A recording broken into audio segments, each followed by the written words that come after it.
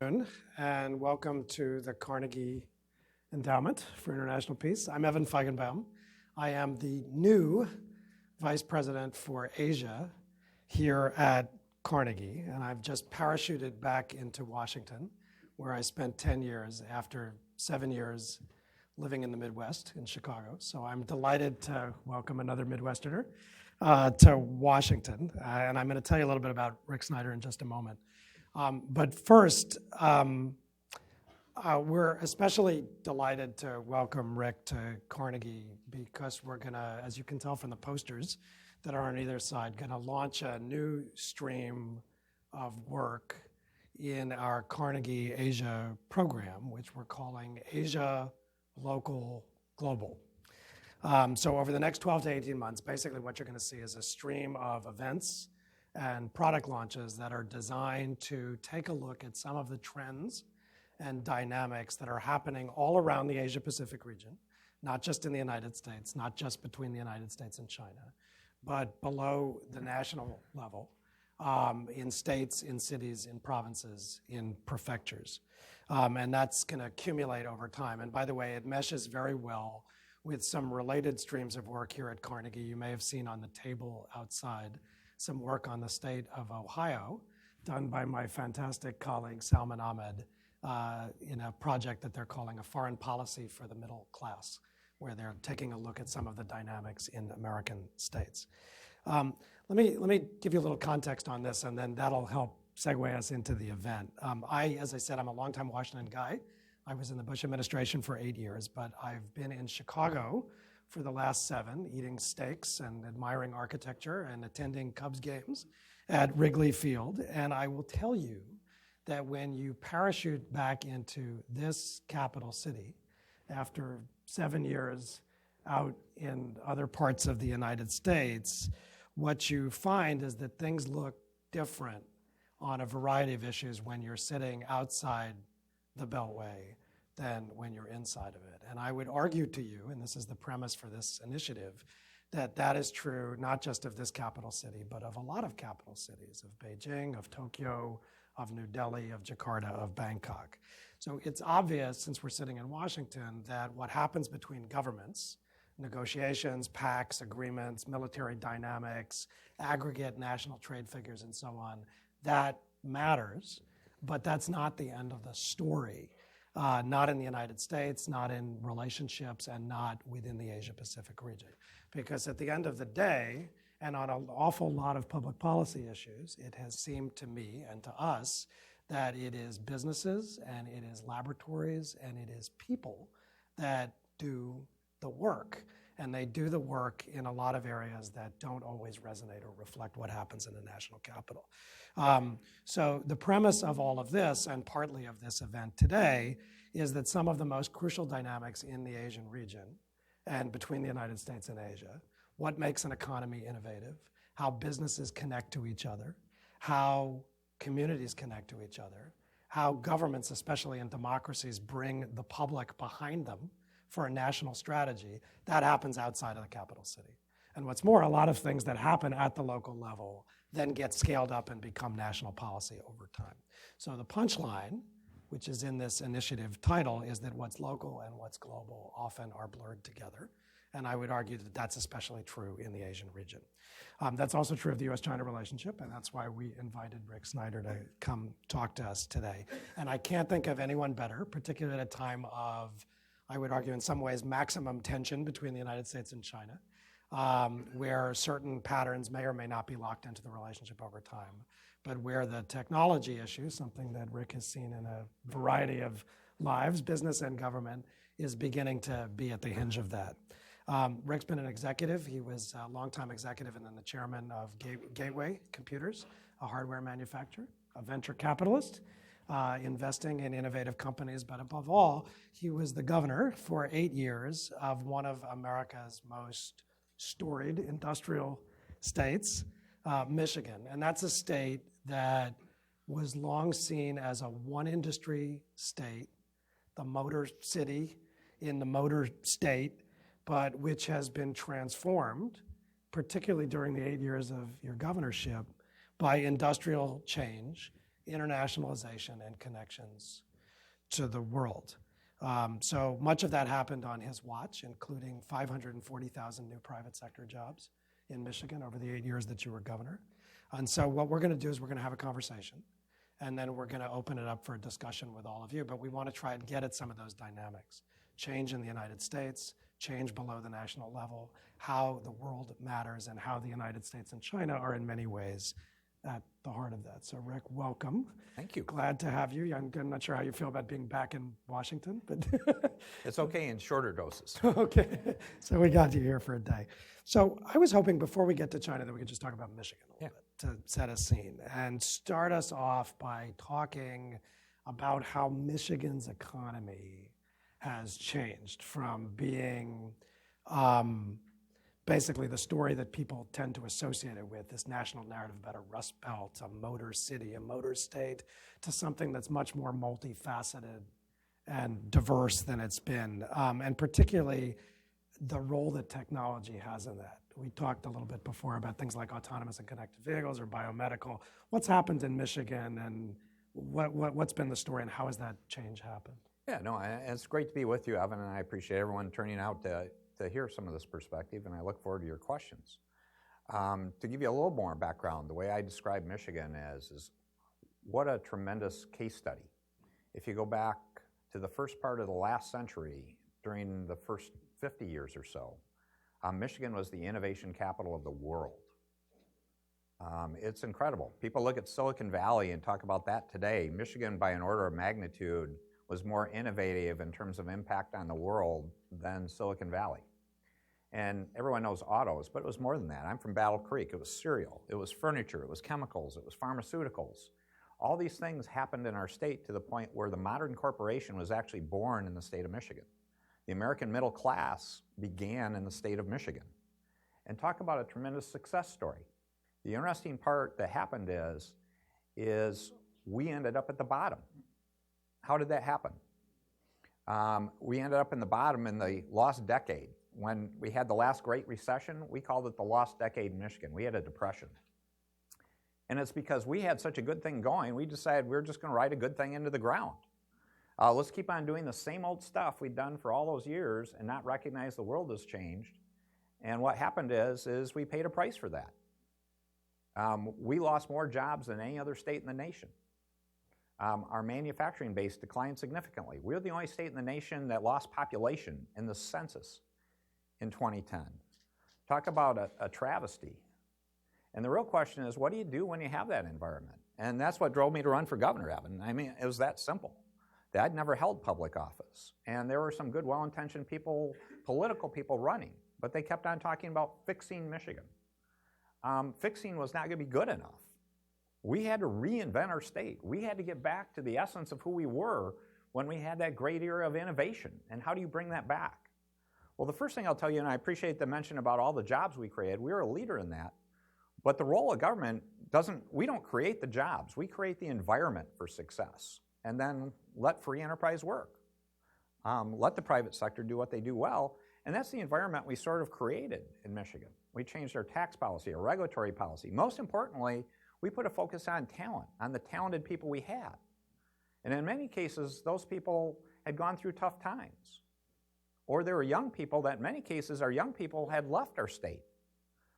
We actually were the leading outbound state in the country probably for a number of years in terms of our young people leaving. Now we're one of the leading states in the country for net inbound. But that also required some tough things. One of the things I told people is we had to bring the city of Detroit back for Michigan to be a great state again, and we have. It's not done, but it's in process. So to go specifically to your point, how do you do that? You find the converging areas of importance, and one of the things that's really worked out well is this whole field of mobility, autonomous and connected vehicles. That's going to profoundly change our society, our world. It's coming, folks.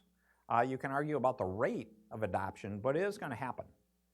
And if you look at the IT world, which is Silicon Valley, and you look at the automotive world, they're converging.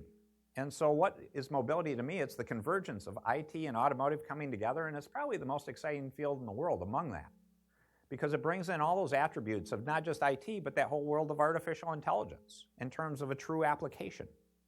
So our goal in many respects was to be the world's leader in mobility, and we are in Michigan. We were figuring out how to leverage the industrial strengths we had, but also the smart people we had. Because ultimately, what's the greatest asset any place has?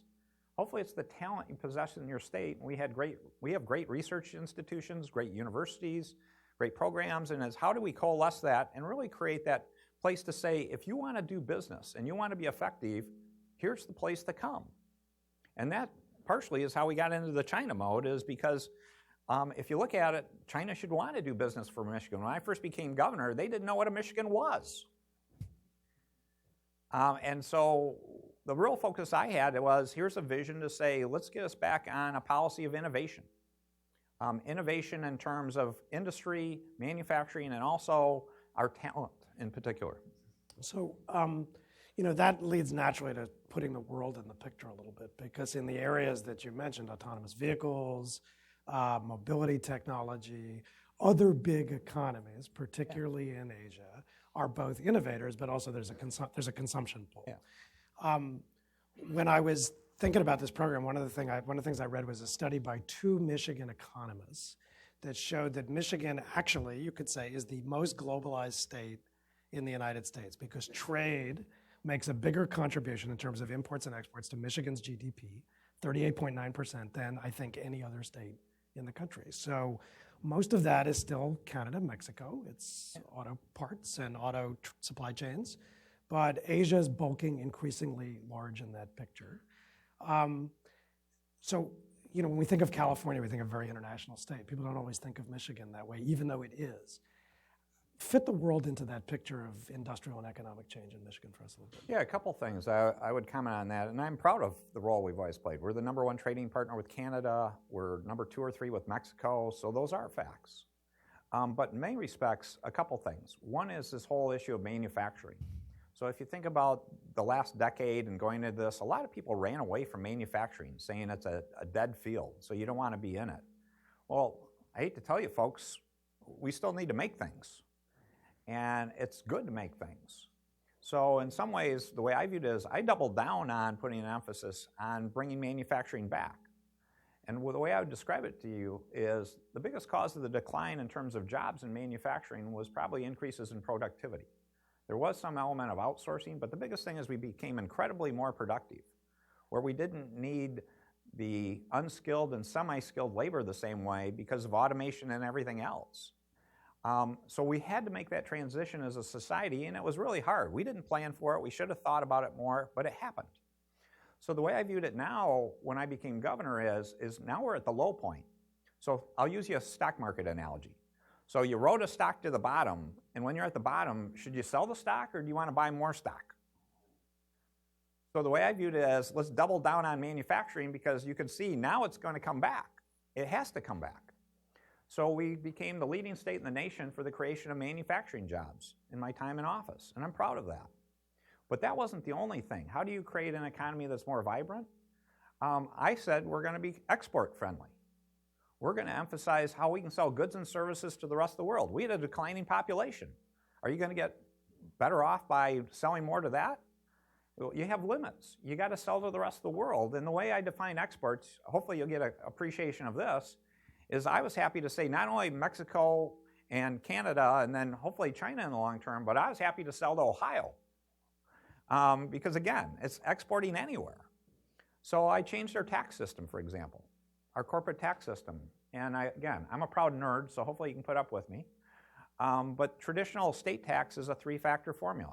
You tax it based on some combination of assets, people, and sales. I said, we're only going to use sales as a factor. We're going to create an environment where there's no disincentive. It doesn't cost you a dime more if you're doing business in Michigan to put more people in Michigan or to put more assets in Michigan. We deserve to get paid if you're selling stuff in our state, and we're going to tax you on it. But beyond that, we want you to come here, build stuff, and ship it to somebody else because that's going to create jobs in our state. So we created essentially an economic policy to make us an exporter to everybody else. And that worked out well. How big a factor was Asia in that? Because you were looking at these big emerging economies, or emerged economies and so Yeah, on. well, we'd done a fair amount with Japan was the industrialized market that we'd sell to. But to put it in context, I wasn't joking when I sort of said China didn't know what a Michigan was. When I first started going to China, I'd go there and they might know what Detroit was, or they've heard of the Motor City or Motown music. But if you said Michigan to them, you'd get a blank expression for most people. And in fact, the prior administration and prior people in Michigan, in many respects, refused to do business with China because it was part of that narrative of outsourcing. So not only was it something that China didn't know us, we had a very kind of anti-China policy collectively within the state of Michigan. And I thought that was backward. Because again, you go back to the point, how do you walk away from saying we should be engaging in global commerce, global enterprise, and we should be learning from and working with the Chinese in a constructive fashion? So I just said, let's go do it. So talk a little bit about some of what you did with China, but also at how it fit into your thinking, because it always struck me, you always struck me looking at a lot of governors working in and around Asia as, I would argue, the most China-forward governor in the country, not just because I think you went there 8 times in 8 years. So not just the number of trips, but some of the ways that you were trying to harness China to strategic plans in your state. Yeah. And you know, one that sticks out for me is the partnership in Shenzhen, for example. Because Shenzhen, if you don't know Shenzhen, it's kind of a manufacturing hardware wonderland in China, where in a sense, low-cost labor, that's yesterday's story in parts of the ecosystem in places like that. But if you want to prototype and build and tweak a hardware product, Shenzhen is an interesting place to do that. And here you're coming from Michigan, a state that's pioneer, you know, that's focused on manufacturing. We're trying to revive manufacturing. That pioneers a lot of hardware. So there are these interesting synergies. How did China fit into your thinking in Michigan? Also, what'd you do there? Yeah, so I had a concerted effort to say, let's go do business with China. And again, I had to deal with budget deficits first, huge problems in our state, but as we worked through those, it's like, how do you have upside or future expansion? So I began by saying, we need to engage China in this process, and it started with doing trade missions. So I did a trade mission every single year. I'm the only governor that did 8 trade missions in 8 years to China. And when I say trade missions, these were trips that were 2 weeks long. Because one of the things I'll tell you, and this is where politicians I don't think understand how to do international work quite often, or at least state and local politicians, is the normal model for a governor is to say over the course of 8 years, they would probably do 2 or 3 trade missions to China. They would fly into Beijing, Shanghai, or both places. They would do a lot of handshakes, some receptions, and fly back, and they'd get a great photo album out of it. That's not a trade mission.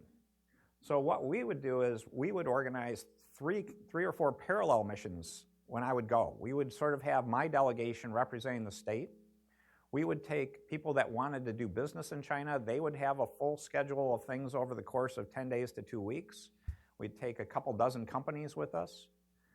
We would have Pure Michigan, our tourism campaign, doing things. We actually had a track for our agricultural people to do things.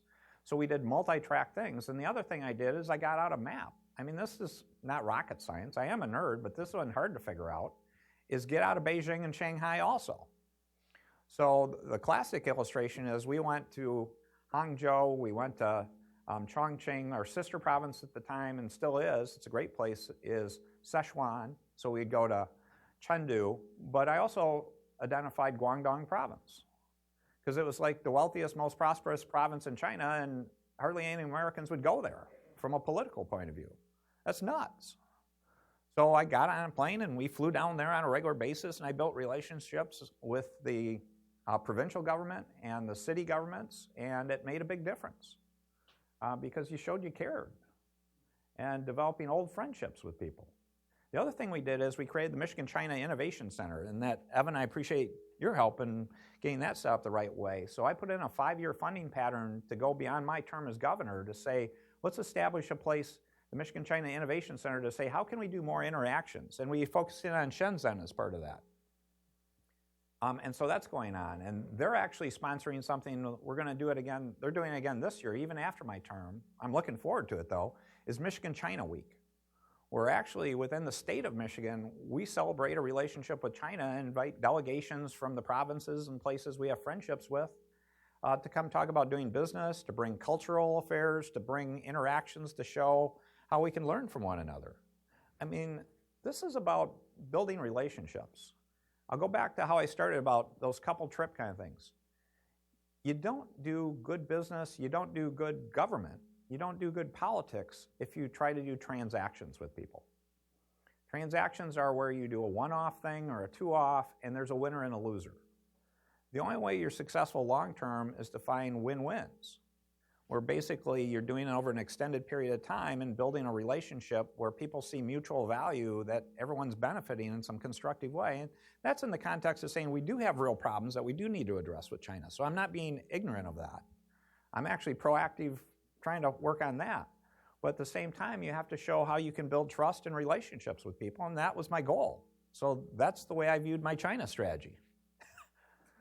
Yeah, so can I get at that competitive dynamic a little bit? Because I'm assuming first in Michigan you had voices saying, what are you doing here? You're enabling a competitor, essentially. But I think that view, it's not just a view of the moment here in Washington. The United States has had a lot of problems structurally with China for a while, economic, but otherwise. And we hung this event, if you look at the title of this event, we hung it on the tech dynamic, because I think it's not inconceivable that sometime in the next 12 to 16 weeks there'll be a trade agreement of some sort between the United States and China. But there's a view, not just here, but widely held, that some of the competitive dynamics are structural. And so the trade, we'll call it the trade war or the tariff war, won't remove some of those more structural things, particularly around technology, standard setting, who dominates industries of the future, emerging and foundational technologies. So if the trade war gives way to a tech war, people here in DC but beyond would argue that there's a relative gains basis to that. So the argument runs something like this. If you collaborate with China on these kinds of technologies, because American firms and laboratories are more advanced, in essence, you're raising China's boat while degrading American advantage in the process. And you'll hear critiques of that. Some people say, oh, that doesn't understand the nature of technology or the way technology and innovation happen. But there are those voices. I'm sure you heard them in Michigan. And they're grounded in structural challenges between the two economies. So I'm curious how you see that as you argued for collaboration in some of these areas, but also what you confronted from Michigan companies or from other companies in people who had expansion into China as part of their growth strategy, but nonetheless saw competition from China as a big part of the challenge they were facing.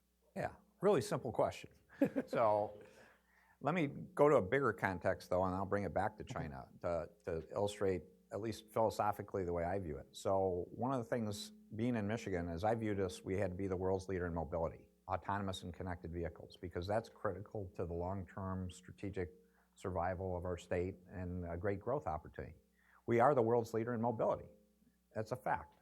People talk about the Valley, and I'm not competing with the Valley per se. I want to collaborate with them, but we have that leadership in Michigan. At the same time we were doing that, I am a techie. So I recognized we had to be thoughtful. So another thing I can tell you, Michigan is the leading state in the nation in terms of state initiatives, is cybersecurity. Because if you're going to go do mobility, you're raising a set of issues, or IT, you have to be equally responsible, in my view, about the downside threats, the challenges, and everything else. So I'm proud of our track record there, that we are truly a leader in cybersecurity, and that's something I'm still passionate about. Now, overlay that in the China context, that's one of the greatest concern areas I have about our relationship with China, is the whole issue of cybersecurity, intellectual property. I have done licensing agreements in prior life with some of the biggest tech companies in the world where I had to negotiate them, so I understand that world. You have to be smart about how you work with people. And in many cases, we do need to be aware, not just of China, but other places in the world that we can be taken advantage of, and we have been. So we do need to be cognizant. Those do need to be topics on the agenda that do need to be worked through. At the same time, I would always recommend to people, be careful about simply not trying to blame the other party for all the problem. Are we doing what we need to do in this country in terms of our policies and practices to be responsible about saying, how do we do advanced research and development? How do we do intellectual property protection? How do we do it in terms of a strategic fashion versus what's non-strategic? And I don't think we're doing as good a job in this country as we are. I think in many cases, I'll use the cyber case. The federal government, in my view, has done a lot of resources to do protection of the federal government, but they have not engaged the rest of the country well in that discussion, where in Michigan, my philosophy is it's only as effective as we engage the private sector to be partners with us on cyber issues. So I'm sort of going off on a tangent a little bit here, but it's to say there is this tension of how do you do great business, how do you do win-wins, and at the same time recognize on issues like IP, cybersecurity, ownership requirements. I think these are real issues, but I wouldn't characterize them as quote-unquote a war environment.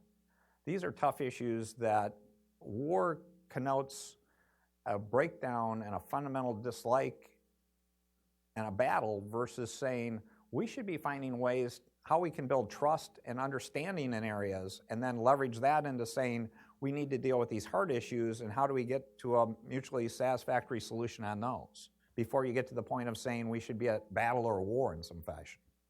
I mean, isn't that how you'd work with your neighbor, let alone another country? Yeah. But can you pick out a couple of areas of technology that either you've worked on or that are central to Michigan companies or Michigan's future, where China's investing heavily? I'm thinking like, electric vehicles, for example. Why is that not an intrinsically competitive dynamic in a way that disadvantages Michigan companies as China moves up the value chain? Yeah, well, one of the things is people assume it's like there's America and there's China. The supply chain in most fields is already dramatically interwoven. We were a leading state. We ended up number 3 in the nation for jobs created by Chinese investment in the U.S. after being at the bottom. And a large part of that is we had the supply base where, again, I created favorable policies and we welcome people and we worked to bring them in there. But at the same time, automotive companies were saying, we do business with you in China. We're already selling a lot of products in China. We want to have a global supply base, so we want you to come do business in North America. So they're coming in North America anyway. So how do you create that environment? In that context, though, you have to decide what's important and what's not when you get to government policy. And this is an illustration I'll give you of we do need to have limits and restrictions on truly strategic and critical things. But I'll go back to the days when I was at Gateway. A classic case is at Gateway, a lot of our supply chain was from Asia back then, and PCs. A lot of those products came from Taiwan in those days. It wasn't from mainland China. I'm an old enough guy where that was the supply base, or Singapore or someplace. But the classic is, I remember one day I was going through customs and the guys came up, they were wonderful people, that they were telling me though about export controls and were we complying with all the rules. And I said, so one of the things you have on your list is you have hard drives on your list of prohibited materials. So you're sort of saying, I can't export a hard drive of this size to Asia because it could help cause nuclear weapons to happen somewhere in Asia. And I said, the interesting part is I'm buying hard drives, the same hard drives from Asia and bringing them to the US, and you're telling me I couldn't sell that same hard drive back outside. I said, this is nuts, folks. So it's, again, this is something that we need to do a better job of defining what's critical and what's not critical. In terms of markets that are taking off, though, specifically, Evan, the one I think you're talking about is in electric vehicles. So in mobility, autonomous and connected, we're leading China by a fairly significant margin. And I believe that's probably going to be maintained or should be maintained.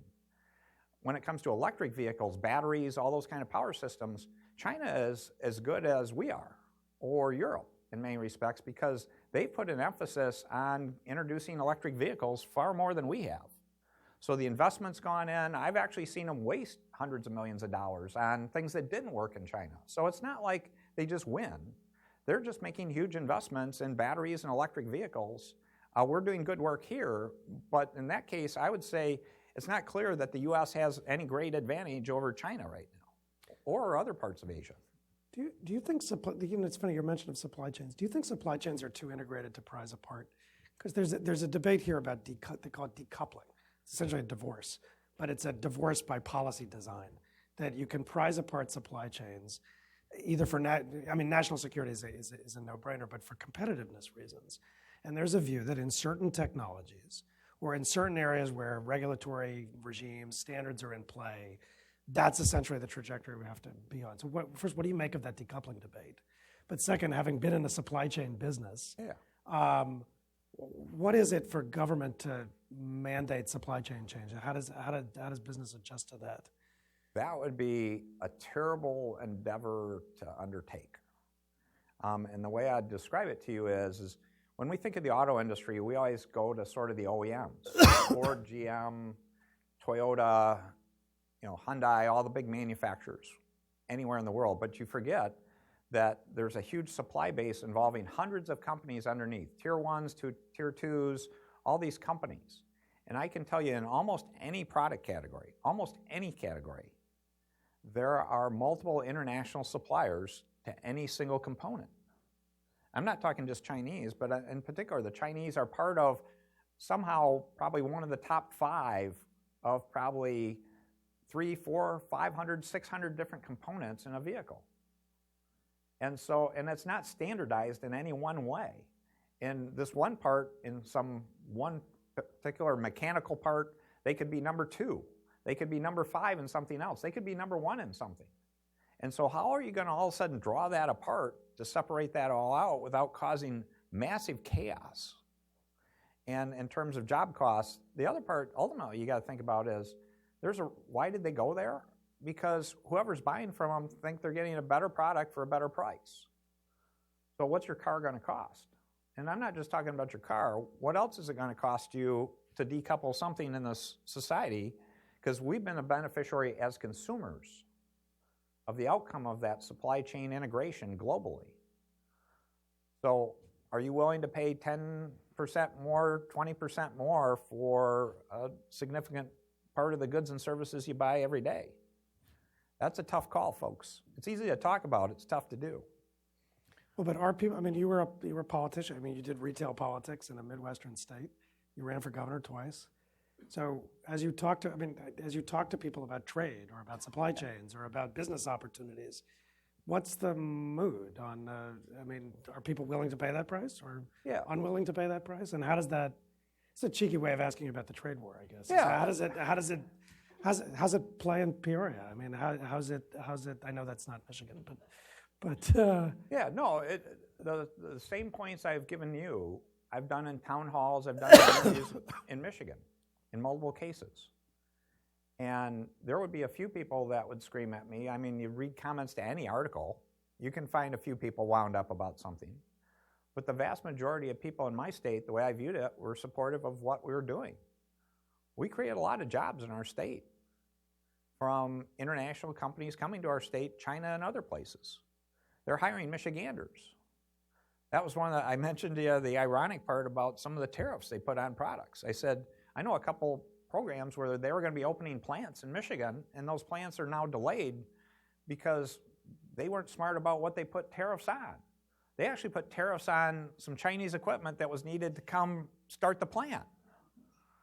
So we actually put tariffs on stuff to say now it's too expensive to bring the product to the U.S., so now we have to delay opening the plant in Michigan to move the jobs from China to Michigan. That's not real bright. But the average Michigander, again, I can't speak for them, but I wasn't having people yell at me. They're happy to see the jobs. They're going, go, Governor, get more jobs. Is there a disconnect in this debate at the federal level and at the state level where people interact with politicians differently at the federal level than they do? So you're cheering, governors, it's jobs growth, give me more of that. Come on, go get them, Governor. Bring in more investment to the state. But then people go in the ballot box and they pull the lever for national level trade policies that have the potential to produce a different outcome, but they don't play out that way in the political debate. Yeah, that's always been part of it. I think it's gotten much worse because one of the things, besides China, I get on my soapbox quite often is about the lack of civility in America. And if people are actually trying to channel anger into issues that people can be angry about because they think it's going to promote some political interest. And that's a bad thing, folks. We're the greatest country in the world, but our greatest threat is us. And it's this lack of civility. If we can't get along with ourselves, how do you maintain status as a great country? And so I always spoke out about how do we work with one another, and that's in this context of how do we work with the rest of the world. I mean, the world's going to keep on becoming more and more global, and you want to be a good citizen and a steward in it and a leader in it in some fashion. You don't do it by yelling at people, generally. I mean, there are cases when things break down that you do have real conflict, but short of that, how do you have a constructive dialogue to show how you can find mutual benefit and you build trust? That's how I did a lot of bipartisan things in Michigan. And the way I did it is I said, we don't agree on everything, but what do we agree on? Let's go do. Because if you do stuff that you agree on, the next time you come back to the stuff you don't agree on, they're easier to deal with because you've shown success and you're that much closer to it. So that's always been my philosophy is people talk about compromise being a bad thing. It's actually how you get stuff done in terms of you don't compromise your values. You show progress on how people mutually win is the way it should be defined. Can I go back to the China thing for a sec? Did you find when you came to Washington, where you sat with other governors, that there was a lot of skepticism about what you were doing with China? That people said, "Oh, you're too forward with China," or they had a different, particularly at the federal level. But I'm wondering, even with other states. Yeah, absolutely. Some people still think I'm nuts, and they're entitled to their opinion. But I think the results have shown. The parts I would give you is one, we've had a lot of great economic success, but secondly, I actually view, the Chinese relationships I've made, both in the public and private part, is now I have people that I can sit down with, that I have credibility, they have some confidence and trust in what I say, that I can have a dialogue with them to talk about real issues or real problems. Where if you were in that sort of war mode, that fighting mode, if you didn't know this person, think about it in any case. If you just got in an argument with people and stuff like that, and you sit down and now you want to have a serious discussion, how open are they going to be versus saying you have a foundation to build on? Again, this is common sense. And unfortunately, in our political world today, and I hate to say it, I think it's even more true in Washington, I think political sense has gotten pushed too far away. Because I tell people, it's like, how did I bring people together in Michigan? I said, we're one big family. Even though we don't agree on everything, we still need to get along and let's show progress. And I view that and how I want to deal with China. And so I promoted it. I promoted 2 or 3 things, and I'm proud of that. Okay, so I'm going to give the audience a crack at you, but I did want to ask you one last thing, which is, since you were governor, what does the federal level not get about being a governor? I mean, is there something unique about being a governor that you wish Washington understood? Because we hear it in a very cliche way. People say, "Oh, governors have a different view. You know, if only people were more like governors." But is that what is it that you wish people understood from D.C. about the state level, or vice versa? What are the federal realities that people at the state level don't really understand, particularly in the international arena, but more generally? Yeah, a couple of things I would observe. One is just the point of the difference between governing and being against something. It's much harder to govern than to simply be against something. And if you look at our dynamic of one side or the other, it's easy to be mad at somebody else, to be against something, to say why something is bad. It's actually more work to say, I may not agree with you, but how can we show common value and a benefit to our citizens? And an illustration in the context I'll use here is I'm proud in the 8 years I was governor, I had President Obama for part of that. I had President Trump for part of that. I never criticized either one of those individuals, and people wondered why. I viewed it as common sense. I mean, the people of Michigan didn't hire me to be governor to call people at the federal level names when I'm supposed to be partnering with them, and both of us at both levels of government were hired to deliver better results to our citizens. Isn't that what government should be about? So my goal was to say, I'm not going to talk about what we disagree on or why I may not like you. I'm here to say, what do we agree on and how can we better our people? That's something that's missing here too much. The classic illustration, and this is a somewhat different topic, was sequester. I'll never, ever forget that, being a governor. I was here for an NGA conference, a National Governors Association conference, when sequester kicked in. And it had been promoted as the scorched earth thing that the federal government was going to end, life would be over and stuff like that, so it was going to force the budget to be more responsible. So sequester happened today. I was at a hotel here waiting for a conference, and I watched everyone walking around the day it kicked in, and everyone acted like it was a normal day. There was no difference in behavior of anyone that I saw. That's ridiculous. We need to get over that. The other illustration of how people can work together is, I can tell you, governors as peers, I enjoyed being in NGA and organizations like that, because I could do work with other governors that were Democrats. I was a Republican. It didn't matter because we were all in the same boat. We were all chief executives of something, and our people didn't care about whether we got a good idea from a Democrat or Republican. They just want us to do good stuff for them. And so governors tend to get along real well among ourselves without the politics, and that's a good role model. All right, well, I teased the Q&A and all these hands went up. So we're going to start over here. There's a mic that's going to come around. And if you could just say who you are, just identify yourself and your organization. Thank you. I'm Zhao Yingfeng, a reporter of the BBC. So 2 years ago, Alibaba had a major event in Michigan and promised to create 1 million jobs in the U.S. Do you have any updates on the job creation and other collaborations between your state and Alibaba? And do you consider it as a failed promise, just like some call the Foxconn factory in Wisconsin? Never realized. Well, I would separate those two cases because one's much more tangible. Actually, Michigan was in the hunt for Foxconn, but I have limits about I won't buy people into our state. I'll do good business with people, and I thought the price was too high for our state in Foxconn's case. With Alibaba, I view that as the 1 million jobs wasn't about Michigan, but they actually did some good things in Michigan in terms of trying things. And so it didn't work out the way I think they intended it, but I'm not going to overly criticize them for that because they were trying to innovate. And again, I want Michigan to be a place of innovation. So one of the things I can tell you is coming up with new ideas and trying them and not having them work is how you do great innovation and entrepreneurship. And that's one of the things I did with our team becoming governor. Because again, we were a broken state. We were 50 out of 50. How do you get to top 10 in 8 years? You got to innovate. So I told our team, and I said, we're never going to intentionally do something that didn't work.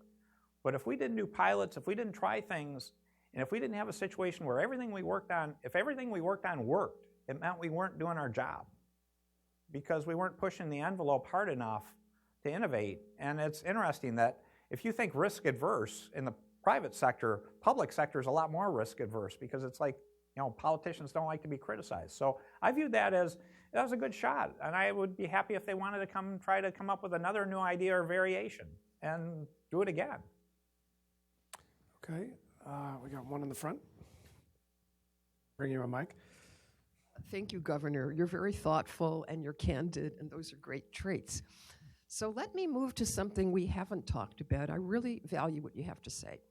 China's human rights record is not good.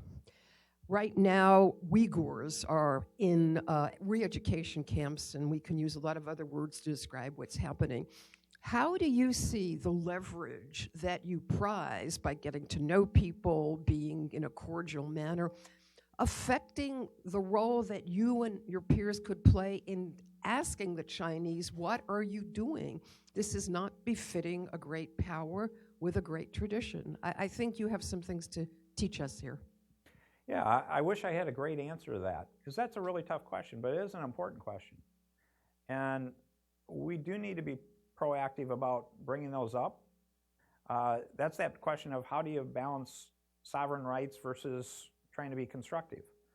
So the kind of things that would come to mind, and I'm just sort of thinking aloud with you, to be open with you in that context, is are there ways that we could find ways to put people to work in that province in businesses that would give them some hope and opportunity? Again, that doesn't directly address all the civil rights, or the human rights issues, but if you can show some success, again, I can't speak for them, but much of their concern is about problems coming back to the central government and such.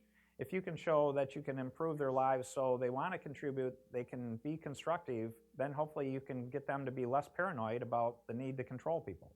I'm not sure that would work, but isn't it worth talking about and trying to do it in a constructive way that way, in addition to, because we should talk about those things. I mean, again, have you ever raised them? I raised them carefully. Because again, you want to do it with respect because, again, it's their country. But at the same time, it's more in the context of, in our value system, this would not work. The broader question you ask, the other part of what you ask is a real concern to me too, is what they're doing with monitoring people. The whole privacy issue, again, all those kind of issues are truly scary things in terms of those technologies existing around the world and becoming more prevalent. So one of the things I would come back to our country on that I think we're doing a terrible job on is our lack of public discussion and dialogue and the need for thoughtful policies on privacy. Europe's doing a much better job than we are, and I'm disappointed. I'd love to be part of that dialogue on better privacy in our country and respect for rights, too. Thank you. Okay. Let's do this side a little bit. There's one in the back there, and we'll work our way around. Hi, I'm from the Naval Academy. Can you talk about the difference in the thinking behind the innovation model in Michigan versus what you've observed in China, and you think the relative strengths and weaknesses of those are? Yeah, that's a really good question. I think one of the things that I think we still have an advantage of is on the creativity side and the innovation side. I think we need to do more to foster that. I think we need better industrial policy from our federal government to encourage some of that. Historically, we had some things that worked great. Some of the old DARPA programs and some of those kind of things were really cool. I think we have underutilized assets like the national labs. With the changing evolution of the role of nuclear weapons and everything else, I think we have a lot of capacity that is not doing broader things that could be more helpful.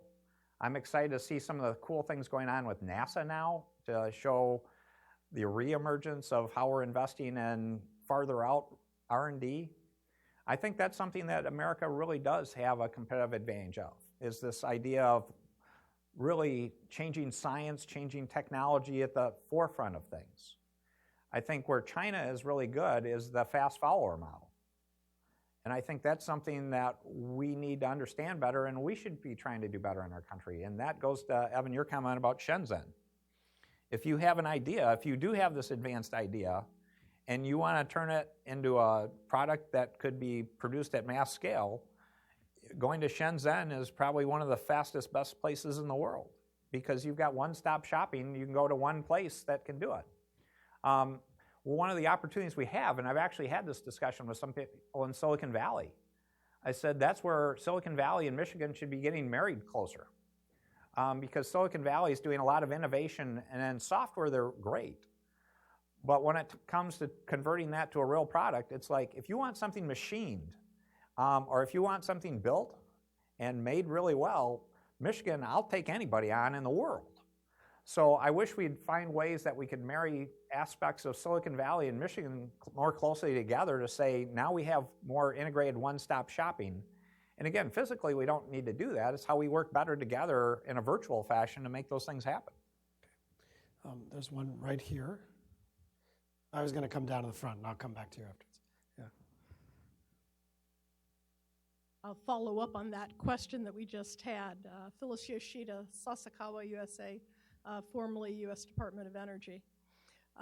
It's great to manufacture, and you have to manufacture, but to get back to the innovation part, what are you doing in Michigan, or what do you think Michigan is doing with the invention part? I've been lucky enough to work with Michigan State, who are training their younger faculty on how to really work globally in the right way, in a good way that helps Michigan. What else do you see going on?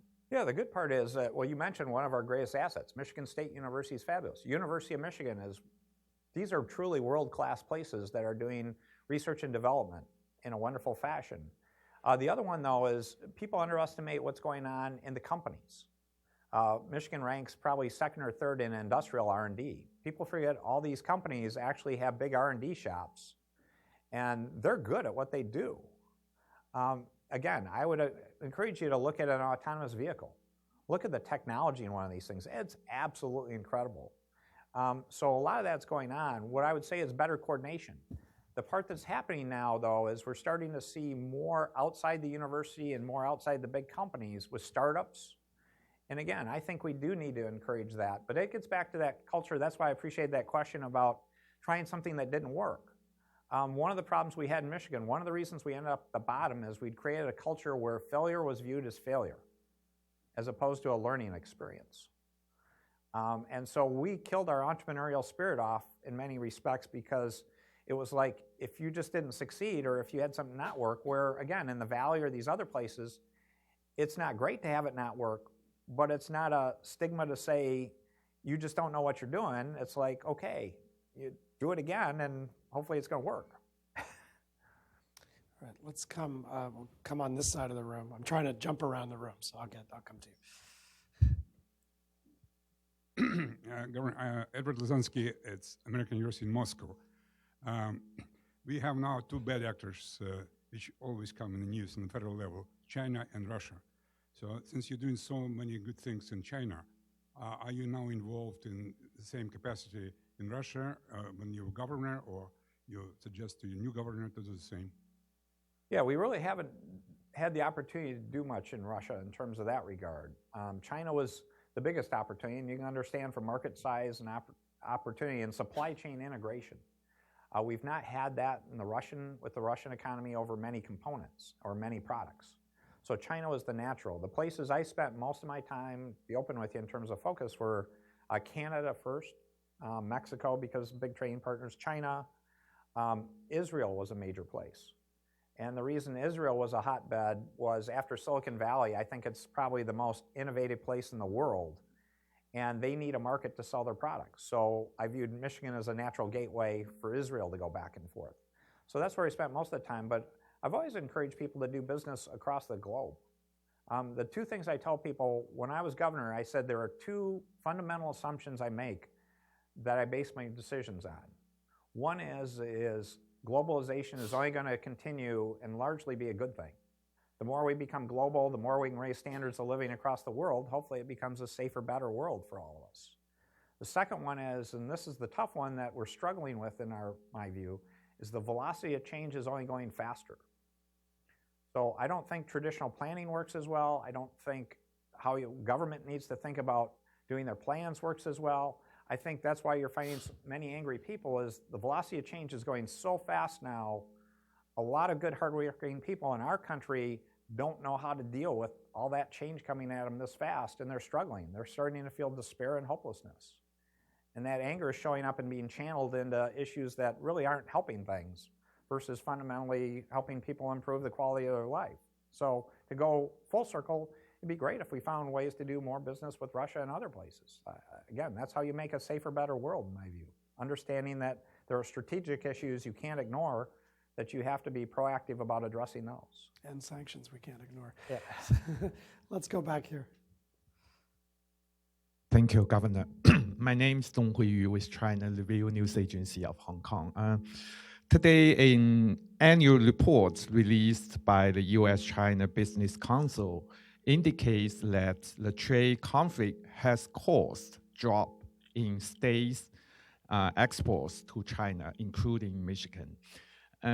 Are you concerned about that this trend line will continue even though the U.S. and China reach a trade deal in the next couple of weeks, but the high-tech competition and decoupling continues?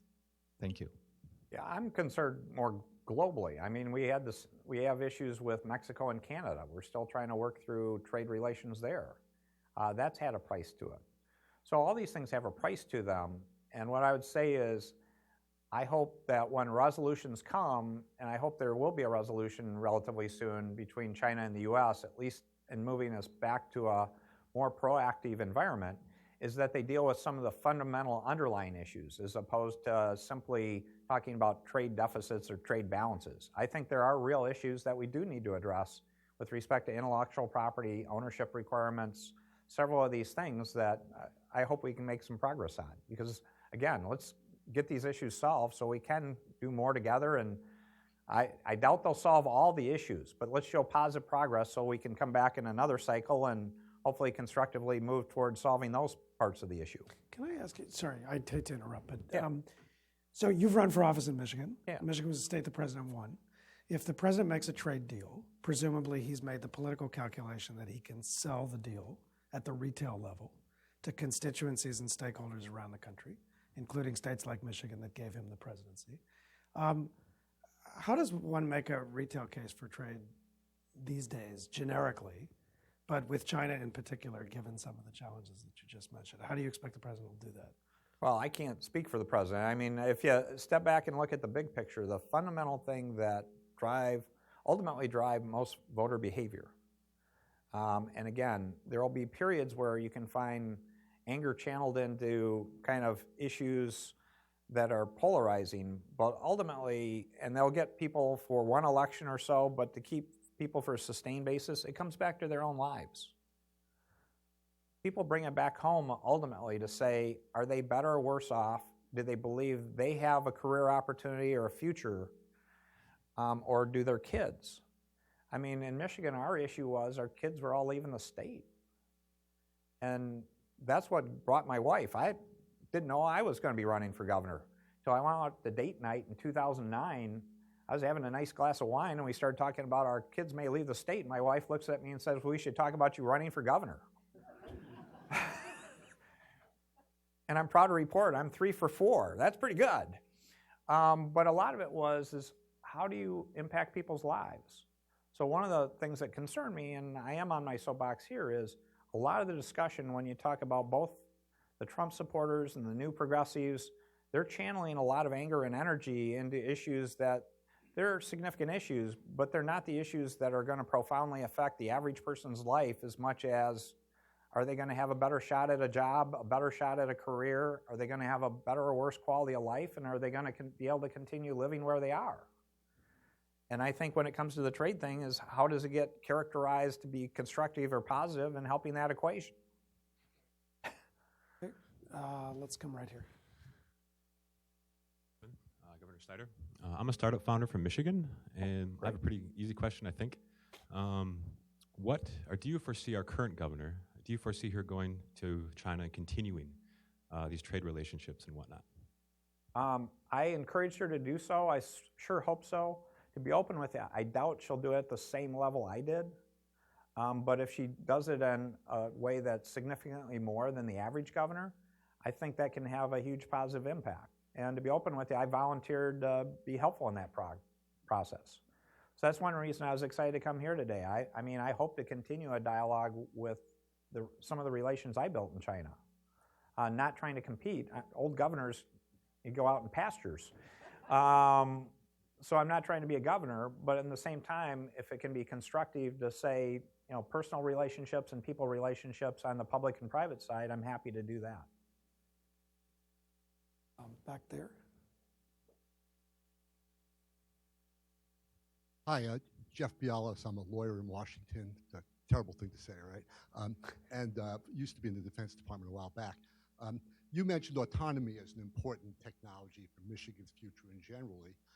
And of course, that relates to artificial intelligence. The cumulative effect of U.S. policies and laws developing essentially is going to curb materially U.S. high-tech engagement with China in that technology, even for civil projects, because of the feeling and concern that the Chinese can move those things over to the military side, even though there's no evidence. How do you feel about that policy? And if you don't like it, what's the alternative? Yeah, I think it's interesting. The whole thing of artificial intelligence is something that merits a lot more public discussion and thoughtful discussion. I'll give you an editorial comment, and I'll get more into specifics, because I joke to people, most people don't know what they're talking about when they talk about AI.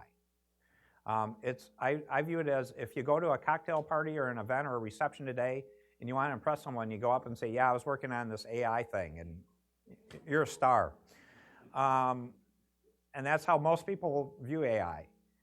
What it is really about smart learning, large groups of data, analyzing trends. And I think the Chinese are doing that, and in many respects, I don't think they have to rely on us as much as they're doing more than we are in terms of how it's being applied. I think it's important that we also do important work and understand, it's sort of like that hard drive illustration. There are things that are common sense things, they're going to be global no matter what. To say we have something proprietary that we're going to change the world or protect the world by doing it, that's ridiculous. there are going to be some features and some important things that we're going to need to understand that we would not apply like the Chinese will.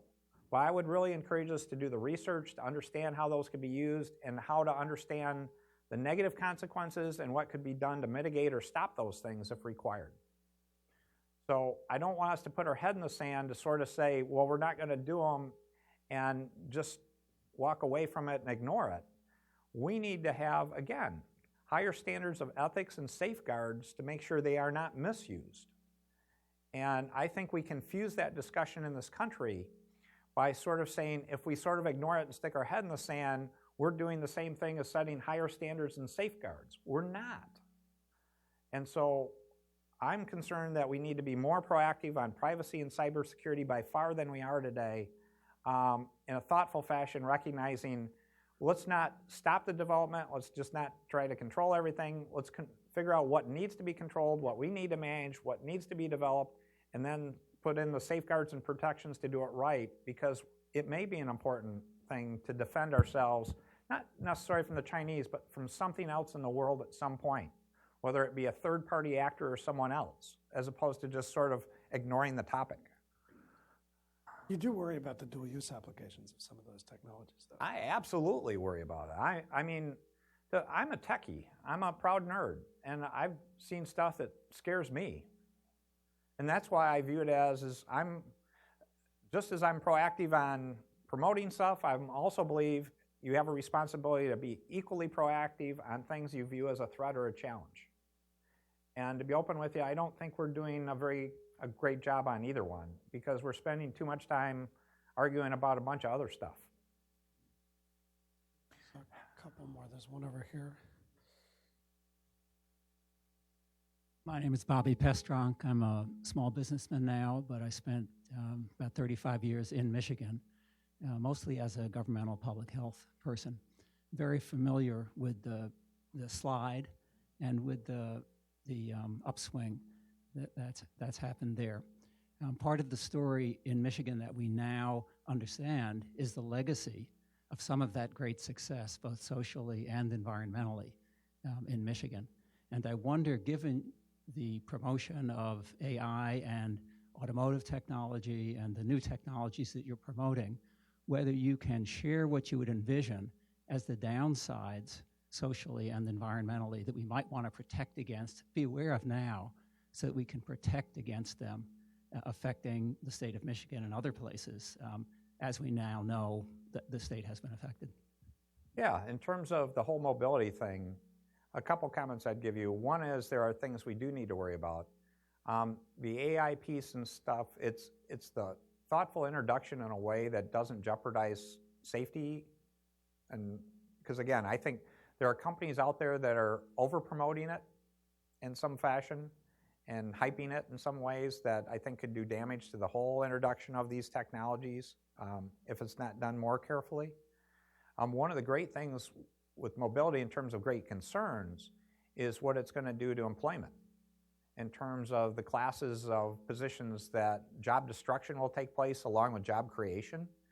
And historically, our country does a terrible job of dealing with something until it becomes a crisis.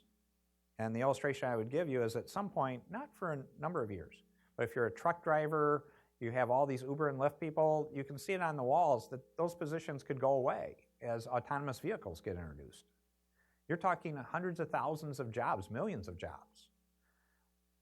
It's not going to happen overnight, but we should be proactively finding ways to retrain people, to help counsel them, work with them, to understand where future positions are and how to do that. And that should be happening now. That discussion should start now. So there are a lot of important things like that that we need to be going through in that process. So again, it's about being responsible as we walk down this path.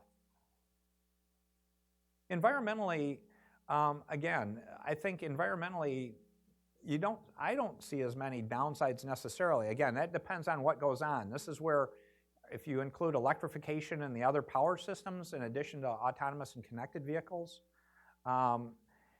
you have to ask the question, it's not just about putting more vehicles or vehicles that drive themselves. It's about smart, intelligent transportation systems Because again, we could cause more congestion, we could cause environmental issues or other challenges, or the need for unnecessary infrastructure. I actually hope by doing smart cities and intelligent infrastructure, we could better utilize the infrastructure we need so we don't have to pave more, we don't have to have more communities that are these greenfield places versus redeveloping urban areas. I think there's a lot of good, but you have to be smart. There can be some downsides. We got time for a few more. There's one here. Thank you. Kitty Wang with NTD TV. Yeah, my question is, how concerned are you about the Chinese economic espionage? Because nowadays we have seen more and more cases disclosed that Chinese scientists or experts working in American companies, and they steal the know-how or the intellectual properties. And so from your experience doing business with China, and do you concern about this? How can you protect that? Yeah, I think that was my point about understanding that these are real issues. You can't ignore them. And how do you build in appropriate safeguards and look at those kind of issues? A lot of it depends on how we do our practices here in terms of, and the challenge here is we have the private sector and we have the public sector. And there are some very good companies on the private sector. There are some companies that don't do good practices. Same thing in the government side. So this is where I think we need a more thoughtful dialogue collectively and about publishing standards. One of the things I was proud of, I mentioned the National Governors Association earlier. I actually helped chair their cyber initiatives for a number of years. And I think we did some very good work products to share with other states, other governments, and other places about here are good standards that we should be adopting to put preventions in place. Because part of this is China clearly is a risk for that. There's no doubt about that. There are, instances that have been documented. But this is also a global problem that if it's not China, there's going to be other places in the world, whether they be national actors or third parties. This is something that's not going to go away. When I talk about cybersecurity, I don't view cybersecurity as an acute condition. I view it as a chronic condition. So what do I mean by that? It's not like a one-off case where one person has done something bad. I view it as we adopt these technologies, as we become more online and integrated, we're subjecting ourselves to greater and greater risk of sort of having a chronic condition that you can never say it's going to go away. It's never not going to be a problem. It's really how do you manage it effectively to minimize the negative impact and the damage that can do. And we do need to be more proactive about that. So I actually had exercises at the state, those famous tabletop kind of exercises you hear about, where I'd push our people to essentially try to crash our state. Not just the state government, our utilities grid, everything else, and to how would we respond to that, and how would you deal with that in a cyber sense? A couple more. We have one here. I'm Marlene Xiong with Xinhua News Agency. Thank you, Governor. I have a question regarding, you just talked about some of the dual-use technology, some of the advanced technologies. So there is the measures to control the export control list, and the case of Huawei, and there are some other citing national security issue as a reason to restrict trade. So are you concerned about some of the measures that could potentially impede technology advances globally? What suggestions do you have for United States and China to address the issue of national concern, but at the same time enhance cooperation, just to advance technology? Yeah, one, it starts with an open dialogue about understanding it is a real issue. Secondly, I wouldn't restrict it just to China. China being a great illustration, but we need to be thoughtful about that across the globe. But then it comes down to saying, do we have the right expertise, first of all, to understand what is truly a national interest that should be protected? And what I would tell you is historically, I'm not sure that work has been done as well as it should, where I know of cases of many things that really weren't a national interest that needed to be protected, but they ended up on the list. And that causes a lot of chaos and doesn't help matters at all, versus finding that truly short list to say these are things that are that important. But the other part that goes with it, and I think the 5G situation sort of illustrates that, is, okay, we sort of say we want controls on it, but if we don't actually do it in our country at all, we can't do it. So there's some cases where U.S. policy, I think we've gotten caught up in that. I don't think we can ignore that, but we also need to be more thoughtful to say if we view it that strategic, are we making appropriate investments somehow in our country to make sure we're actually doing that work? And that's an issue on us. So I think we need to do a better job of that too. I'll give you one illustration. Let me broaden it out in some ways to show you. It's about how to work with people, co-opetition, where you're sort of competing, but you're working together. And mobility is a great case that I'm proud of. I mentioned several times about how we want to be the world's leader in mobility in Michigan. So you have two ways to do that. One approach would have been to say, we're just better than everyone else. We're not going to share with everyone else. We're going to push them away, and we're going to do our own thing. What do you think the likelihood of Michigan being successful at that would be? One, not real high, because the velocity of change and the development of all the stuff around the world is there's going to be other great stuff happening in other parts of the world. So given that's not a possibility, what's the right thing to do?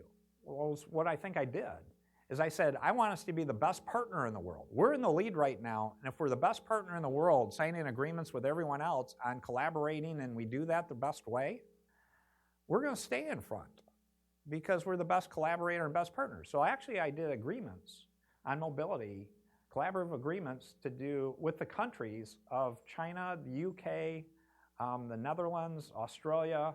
Think about this. They actually did agreements with the state of Michigan. That's not a normal thing for them. I was pretty proud of that, to say we were able to establish the presence that we had and that they wanted to partner with us.